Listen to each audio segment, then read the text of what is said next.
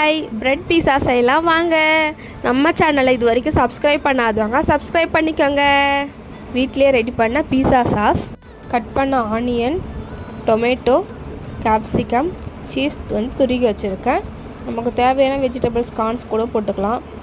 ஒரு பேன் வச்சுட்டு பேனில் நெய் விட்டு நம்ம வச்சுருக்க ப்ரெட்டை வந்து இந்த சைடும் வாட்டி எடுத்துப்போம்.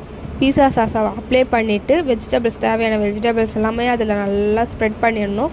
ஸ்ப்ரெட் பண்ணிவிட்டு நம்ம வந்து துருகி வச்சுருக்க சீஸ் அதை வந்து அது மேலே வந்து அப்ளை பண்ணிட வேண்டியது தான். நான் வந்து வீட்லேயே சில்லி ஃப்ளேக்ஸ் வந்து கொஞ்சம் ரெடி பண்ணி வச்சுருக்கேன். அதையுமே அது மேலே நான் வந்து ஸ்ப்ரெட் பண்ணிடுறேன். ஸ்ப்ரெட் பண்ணதை நம்ம என்ன பண்ணணும், மறுபடியும் கடாய் வச்சு அந்த கடாயில் கொஞ்சமாக கீ விட்டுட்டு பட்டரும் விட்டுக்கலாம்.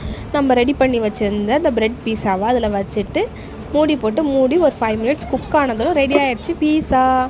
இதை நம்ம குழந்தைங்களுக்கு ஸ்கூல் விட்டு வந்ததும் கொடுத்தா ஈவினிங் ஸ்நாக்ஸாக நல்லா விரும்பி சாப்பிடுவாங்க. பாய்.